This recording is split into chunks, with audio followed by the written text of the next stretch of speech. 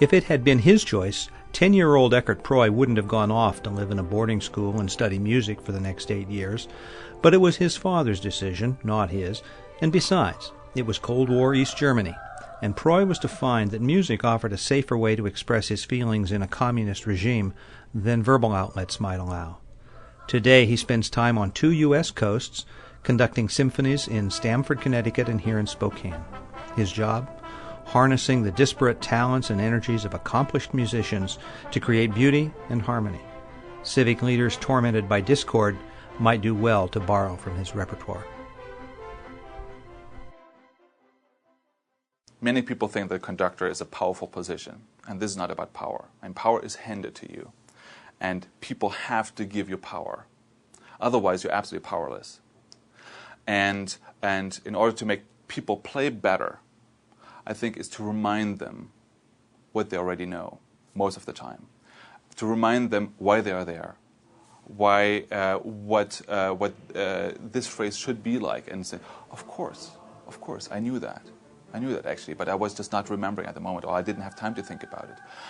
But then the most difficult thing, I think for all leaders, is A, to be inspired, and B, to inspire. And that means, I think inspiration for me means that it's something new, something that I did not know.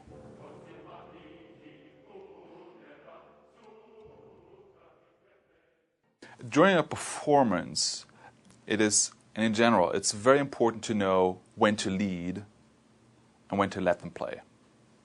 I think that's the most crucial thing. Don't do anything when you don't fix things when there's nothing to be fixed. So sometimes you just have let the orchestra play, and it will be much better than if you try to do something. Before something goes wrong, you always know it beforehand, but usually too late to fix it. And I think that makes a good conductor, is to prevent things from happening. Let them play, and then prevent things from going wrong.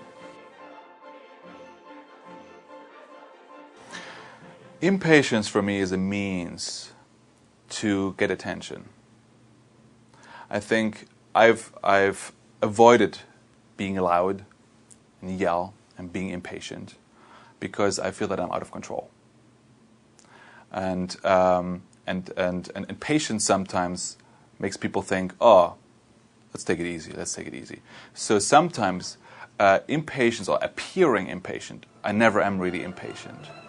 But appearing impatient is a means to get someone's attention. And that has to be done very sporadically, goal-oriented, and you have to lighten it up right afterwards. Particularly in music. You cannot base a performance or relationship with people who play music with you and are doing all this beautiful stuff. You cannot do that in a bad environment. I'm not in for legacy. That's not why I'm here, and I think it's for other people to decide.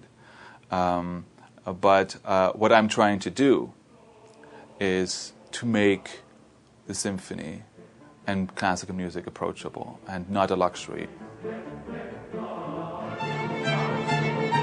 It's the greatest human achievement we have, that this is something that everybody should be included in, and that there's no difference in age. It said 7-year-old can appreciate a Beethoven symphony as much as a 70-year-old. Making classical music, it is actually a serious business, but it's fun too. I mean, only because it's classical music doesn't mean you have to be uptight and you have to be very strict and you have to be old and you have to be serious, but that you can have a lot of fun as well.